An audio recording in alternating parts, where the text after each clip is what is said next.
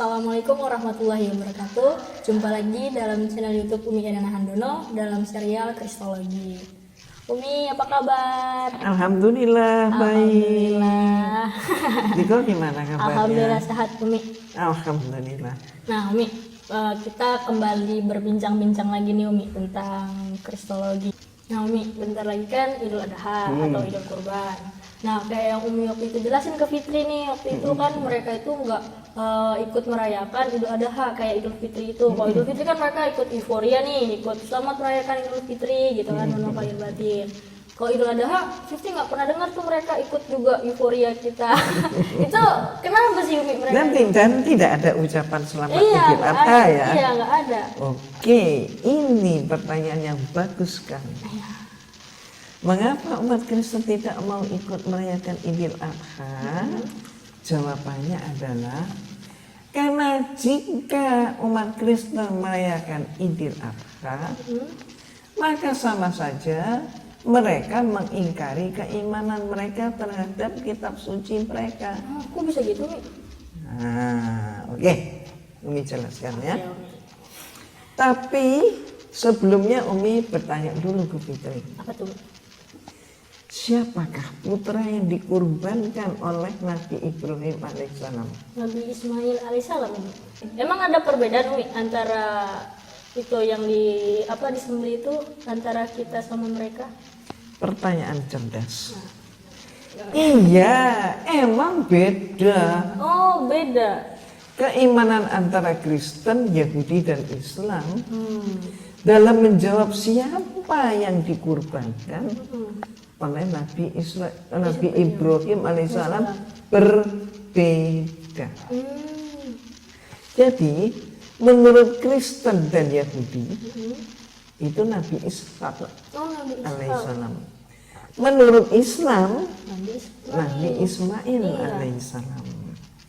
Dan itu bisa kita buktikan bahwa yang benar adalah Nabi Ismail alaihissalam. Oke, Umi tidak perlu berdebat lagi mana yang benar.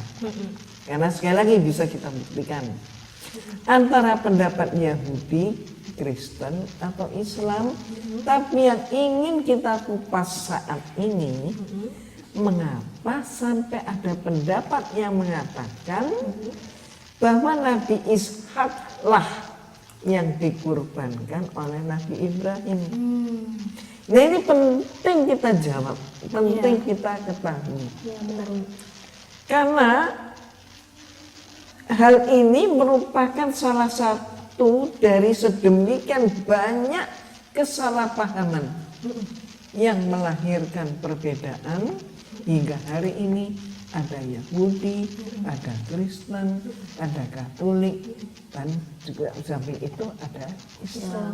Tapi maaf Yumi, kan pada kenyataannya hari ini perbedaan itu ada. Nah, berarti seharusnya perbedaan itu nggak ada ya Yumi? Ya sebenarnya nggak ada. Semua nabi itu Islam. Iya, tauhid yang disampaikan. Betul, jadi gini, agama seharusnya hanya satu. Aturan yang diturunkan oleh Sang Maha Pencipta hanya satu. Sejak Nabi Adam alaihissalam hingga Nabi Muhammad sallallahu alaihi wasallam memberi aturan kehidupan pada manusia hanya satu, yaitu Allah Subhanahu wa ta'ala. Nah, dari Nabi Adam alaihissalam sampai Rasulullah sallallahu alaihi wasallam adalah rangkaian masa kenabian yang menjadi untayan pengikat kehidupan di dunia ini. Agar manusia terjaga dari kemusnahan akibat kedoliman yang dilakukannya. Setiap masa Allah Subhanahu wa ta'ala turunkan nabi. Fungsinya apa? Agar manusia tetap berjalan dalam koridor yang telah ditetapkan Allah Subhanahu wa ta'ala, Sang Pencipta kehidupan dan seluruh alam semesta ini.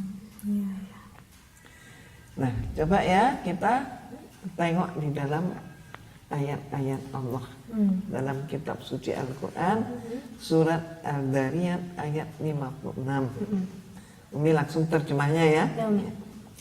Dan aku tidak menciptakan jin dan manusia melainkan supaya mereka beribadah kepadaku.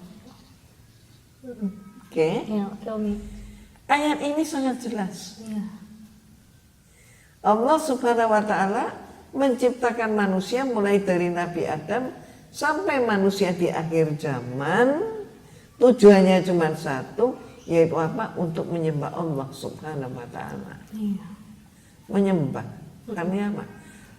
Tunduk pada syariat atau aturan yang ditentukan oleh Allah. Iya. Bukan tunduk pada selain Allah. Iya, betul. Penting nih. Iya, penting banget. Nah, sekarang banyak tidak yang tunduknya itu pada sesama manusia. Banyak, Umi.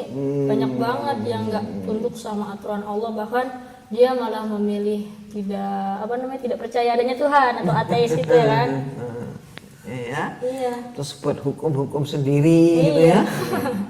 Nah, itulah lebih jahiliyah daripada kafir Quraisy.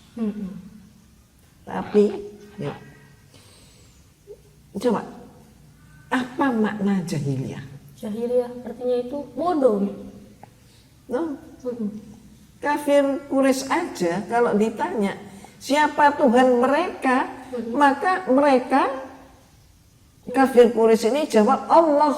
Oh, jawabnya Allah ya, Umi.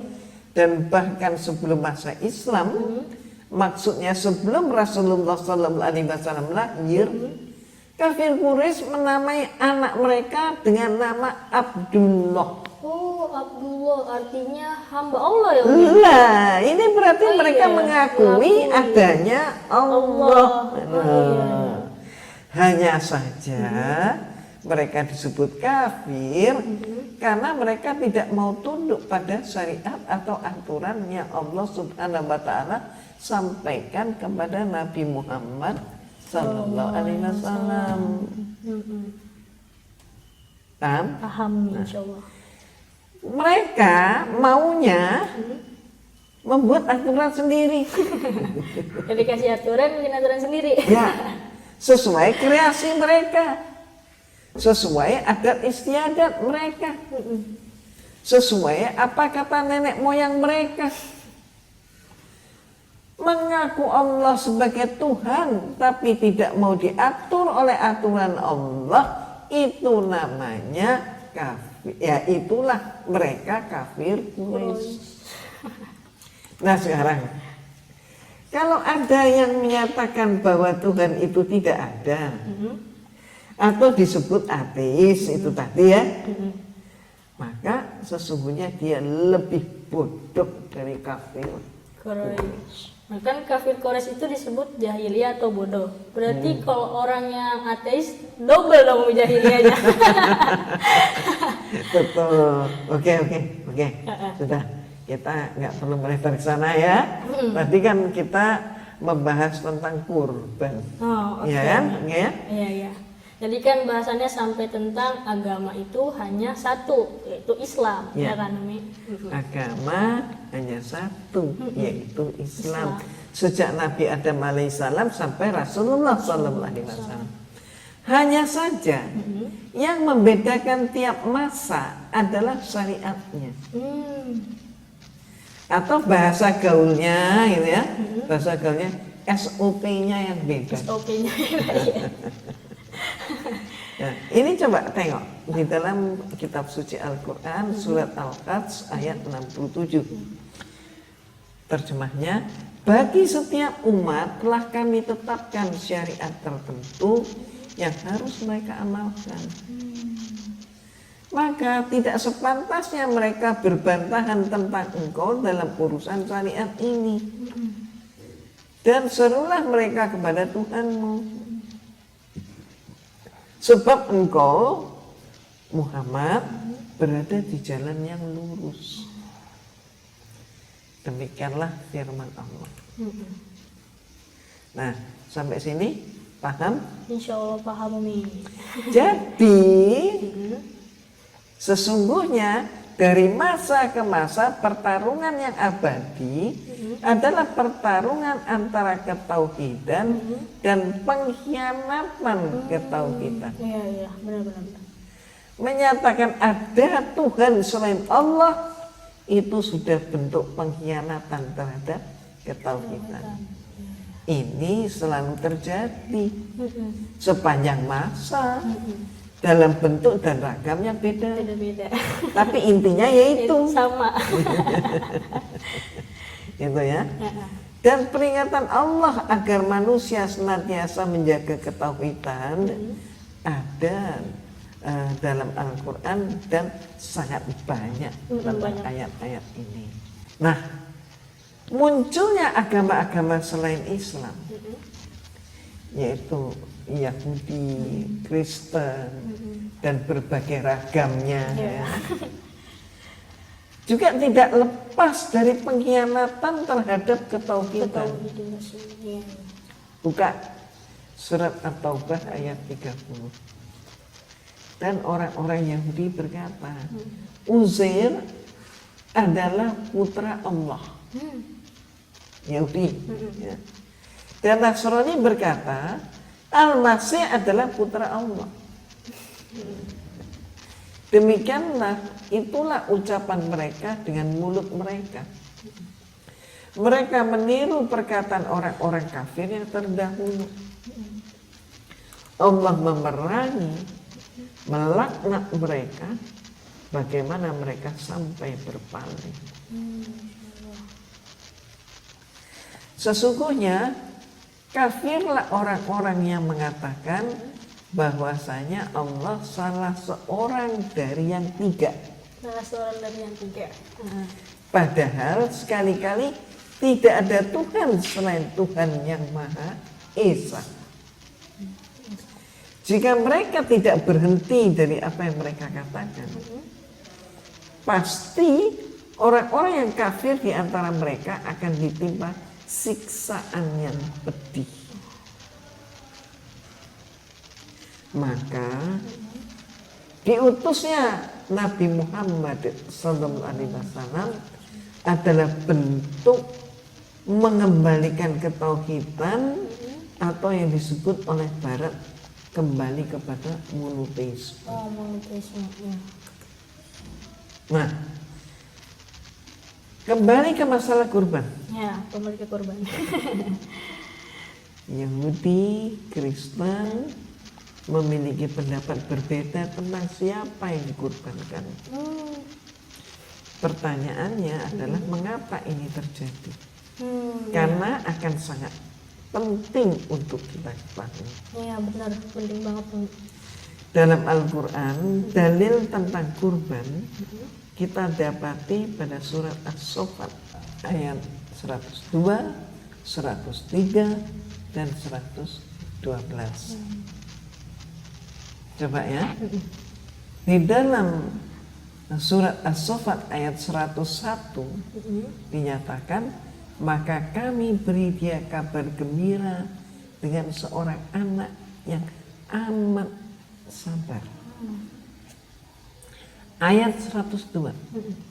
Maka tatkala anak itu sampai pada umur sanggup berusaha bersama-sama ayahnya Ibrahim berkata, hai anakku, sesungguhnya aku melihat dalam mimpi bahwa aku menyembelihmu. Maka pikirkanlah apa pendapatmu. Ia, maksudnya ia adalah Nabi Ismail menjawab, wahai bapakku, kerjakanlah apa yang diperintahkan kepadamu. Insya Allah kamu akan mendapatiku termasuk orang-orang yang sabar. Sabar. Jarang kan, barangkali dari sekian juta ya baru satu. Ayat 103. Tatkala keduanya berserah diri dan Ibrahim membaringkan anaknya atas pelipisnya. Jadi dimiringin. Jadi sampai pelipisnya di bawah ini. Iya. Nah kemudian nyatalah kesabaran keduanya. Itu kan satu bukti itu. Ayat 112. Dan kami beri dia kabar gembira dengan kelahiran Ishak, seorang nabi yang termasuk orang-orang yang soleh. Jadi berarti siapa yang lahir lebih dulu? Nabi Ismail. Iya. Jelas kan ya? Iya jelas. Maka dari sini sangat jelas banget Al-Quran menginformasikan bahwa Nabi Ishak alaihissalam lahir setelah Nabi Ismail alaihissalam. Nabi Ismail anak pertama, Nabi Ishak anak kedua. Lalu bagaimana di dalam Bible? Apakah beda? Iya, harus dicek. Ini nanti kan Al-Quran. Iya, Al-Quran. Nah ini gimana ini Bible? Apa beda? Ternyata nggak beda. Ayo berikut penjelasan dari Bible tentang pernikahan Nabi Ibrahim alaihissalam sebelum lahirnya Ismail. Coba Fitri baca kitab Kejadian pasal 16 ayat 1 sampai 3.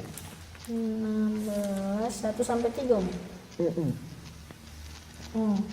Adapun Sarai, istri Abram itu tidak beranak. Ia mempunyai seorang hamba perempuan orang Mesir, Hagar namanya. Nah, jadi yang menyebut Hajar sebagai budak pertama kali adalah Bible ya. Umi nggak setuju ini. Siti Hajar bukan budak. Oke, kita bahas lain waktu. Ayo lanjut dulu. Lanjut ya, Mi. Berkatalah Sarai kepada Abram, engkau tahu Tuhan tidak memberi aku melahirkan anak. Karena itu baiklah hampiri hambaku itu, mungkin oleh dialah aku dapat memperoleh seorang anak. Dan Abram mendengarkan perkataan Sarai. Jadi Sarai istri Abram itu mengambil Hagar hambanya orang Mesir itu, yakni ketika Abram telah 10 tahun meninggal di tanah Kanan. Tinggal bukan Tinggal di tanah Kanan. Lalu memberikannya kepada Abram suaminya untuk menjadi istrinya. Nah, artinya apa? Bersama Hajar, Nabi Ibrahim, kalau di dalam Bible disebut Ibrahim itu Abram, ya, mempunyai anak yang kemudian dinamai Ismail. Ketika itu Nabi Ibrahim umurnya 86 tahun. Coba silakan Fitri buktikan dengan membaca kitab Kejadian pasal 16 ayat 6. 16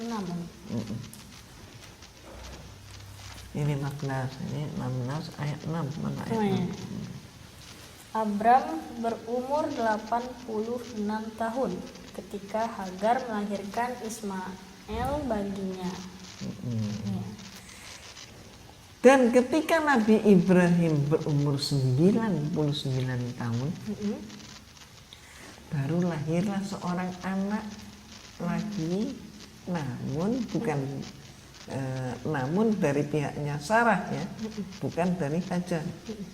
Coba Fitri baca Kejadian pasal 17 ayat 1 dan Kejadian pasal 17 ayat 16. 17 satu dulu ya.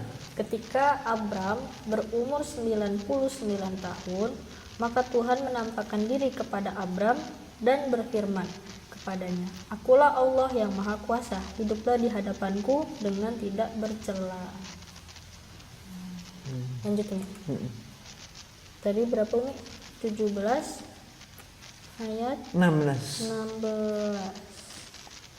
Aku akan memberkatinya, dan daripadanya juga aku akan memberikan kepadamu seorang anak laki-laki. Bahkan aku akan memberkatinya sehingga ia menjadi ibu bangsa-bangsa, raja-raja bangsa-bangsa akan lahir daripadanya. Nah, sampai sini menurut Al-Quran Ismail adalah anak pertama. Surat As-Saffat ayat 101. Walaupun tidak disebutkan namanya, hanya disebutkan dengan satu kalimat, istilah, anak yang sangat sabar.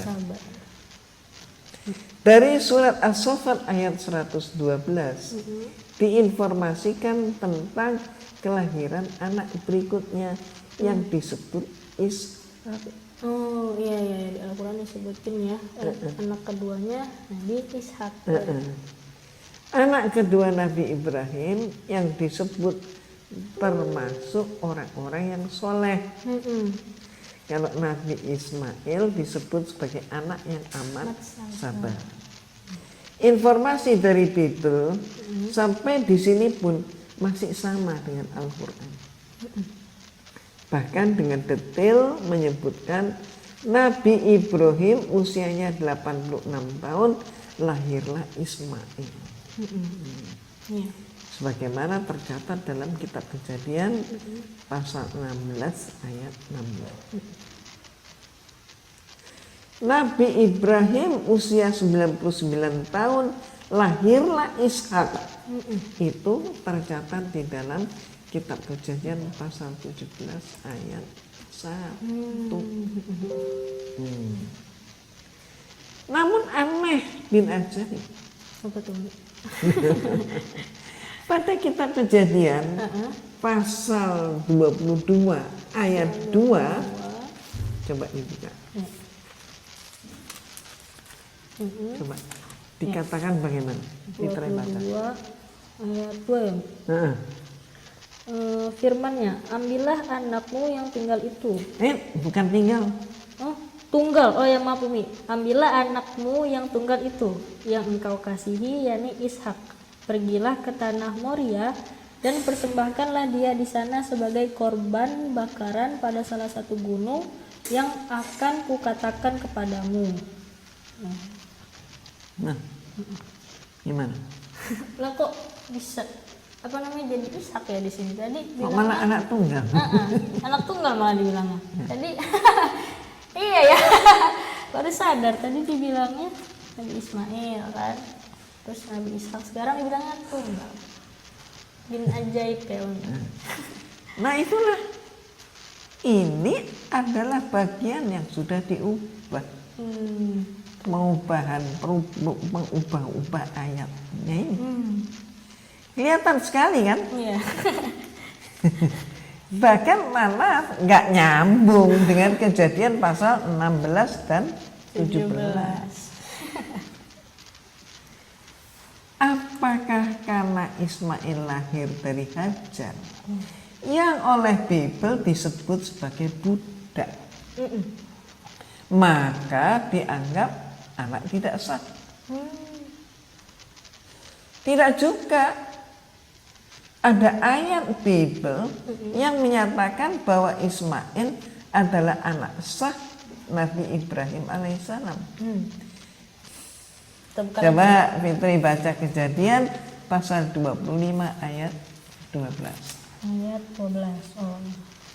Inilah keturunan Ismail, anak Abraham yang telah dilahirkan baginya oleh Hagar, perempuan Mesir, hamba Sarah itu. Oh iya, di sini juga. Ismail anak Abraham. Nah, berarti Bible ngakuin dong. Iya. Nabi Ismail anak sah Nabi Ibrahim. Jelas banget kan? Iya Umi. Terus ini pengakuan keimanan Kristen bahwa Nabi Ismail adalah anak sah Nabi Ibrahim. Terus ayat yang belum diubah-ubah ya? Betul. Ini masih orisinil. Yang ini, yang kita baca ini ya. sesuai dengan wahyu Allah. Dalam Al-Quran tercantum dalam surat Al-Baqarah ayat 75. Pertanyaan yang justru belum terjawab adalah mengapa mereka mengganti nama Ismail dalam kitab Kejadian pasal 22 ayat 2 menjadi Ishak. Kenapa, Umi? Nah, inilah karena pemenuhan janji Allah kepada Ibrahim. Apakah janji itu terpenuhi dalam kaum Israel, keturunan Ishak, atau dalam kaum Arab, keturunan Ismail? Nah, di sini masalah besarnya. Terus janji itu bagaimana, Umi? Maksud Fitri, apa yang dijanjikan Allah kepada Nabi Ibrahim itu sehingga demikian penting? Nah, itu nanti Umi jelaskan dalam episode berikutnya ya. Ya, Umi lagi penasaran. Kepotong deh itu ngegantung. Oke, baik pemirsa, bagi teman-teman yang sama penasaran juga kayak aku, terus ikuti serial Kristologi di channel YouTube-nya Umi Irena Handono. Jangan lupa klik subscribe ya, terus di like, di share ke teman-teman biar teman-teman yang lain juga tahu. Kita cukupkan dulu episode kali ini. Terima kasih Umi atas ilmunya. Sama-sama, mudah-mudahan bermanfaat. Amin. Sampai jumpa. Ya. Kita pamit undur diri ya. Wassalamualaikum warahmatullahi wabarakatuh. Ya.